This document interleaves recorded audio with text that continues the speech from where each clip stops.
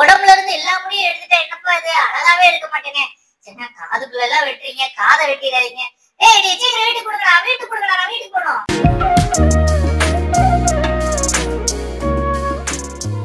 வணக்கம் நண்பர்களே, இவங்க பேரு தான் அப்பு. இவங்க பேரண்ட்ஸ் வந்து ஜீரோ ட்ரிம் கேட்டு வந்திருந்தாங்க.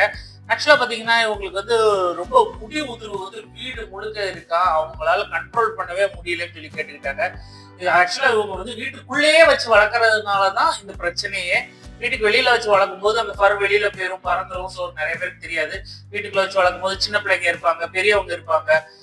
இதனால ஃபர்னால எந்த ஒரு பிரச்சனையும் கிடையாது. பட் வந்து அவங்க மூக்குக்குள்ள போயிடுச்சுன்னா அந்த தும்மல், ஒரு அலர்ஜிக் ரியாக்ஷன் ஃபார்ம் ஆயிரும். ஸோ அதனாலதான் இந்த ஜீரோ ட்ரிப் பண்றோம். இவங்க வீட்டுக்குள்ளே இருக்கிறதுனாலதான் இந்த ஜீரோ ட்ரிப்பும் பண்றேன்.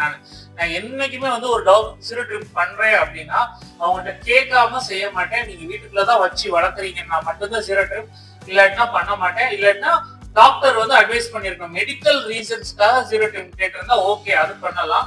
ஸோ உங்களுக்கு பாத்தீங்கன்னா ஜீரோ ட்ரிப் பண்ணிட்டு காதுல வந்து ரொம்ப அழுக்கா இருந்தது, அந்த ஃபர் வந்து அவ்வளவு அழுக்கா இருந்தது. ஸோ அந்த காதை சுத்தி இருக்கிற ஃபரை லைட்டா ரிமூவ் பண்ணிட்டு காதையும் கிளீன் பண்ணியாச்சு. So under arms, under legs, அந்த செஸ்ட் போர்ஷன் எல்லாம் போறப்ப கொஞ்சம் நர்வஸ் ஆனாங்க. ஆரம்பத்துல ட்ரிம்மர் வைக்கும்போது ரொம்ப நர்வஸ், புள்ளிக்கிட்டு ஓடுறதுலதான் புரியா இருந்தாங்க ஒழிய கொஞ்சம் பொறுமை கூட இல்லை. அதுக்கப்புறம் அவங்க பொறுமையா கொண்டு வந்து அப்படியே பேம்பர் பண்ணி, இப்ப பாத்தீங்கன்னா நம்ம பேக் சைடு வரைக்கும் போறோம், அவங்க பாட்டுக்கு பேசாம இருந்தாங்க. அந்த தூக்கிட்டு எல்லாம் பண்ணேன், அண்டர்ல எல்லாம் பண்ணேன், அந்த யூரினரி போர்ஷன் பண்ணும்போது, ஆனல் போர்ஷன் பண்ணும்போதெல்லாம் இப்ப பாத்தீங்கன்னா எவ்வளவு காமா இருக்காங்க பாத்தீங்களா. இதுதான் ரொம்ப முக்கியம். நம்ம என்னைக்குமே வந்து எடுத்த உடனே வந்து அந்த க்ரூமிங் எல்லாம் ஸ்டார்ட் பண்ண மாட்டேன். ஒரு 10 மினிட்ஸ் 15 மினிட்ஸ் வந்து நான் அவங்களுக்கு கொஞ்சம் டைம் கொடுப்பேன், அவங்க கொஞ்சம் காம் டவுன் ஆகணும். அதுக்கப்புறம் தான் நம்ம இதெல்லாம் பண்றதே. வால் வந்து லைட்டா குறைச்சிடுங்க, ரொம்ப ஃபர் வேண்டாம், ஆனா லைட்டா குறைச்சிக்கோங்கன்னாக்கா அதே மாதிரி பண்ணாச்சு.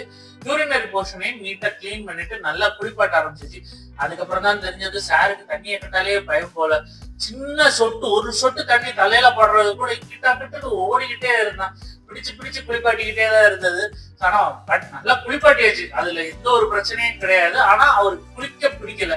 தேய்ச்சி கொடுத்தோம் அப்படின்னா நல்லா நின்றுகிட்டே இருந்தாரு ஒழிய அந்த தண்ணி பட்டா சுத்தமா பிடிக்கல.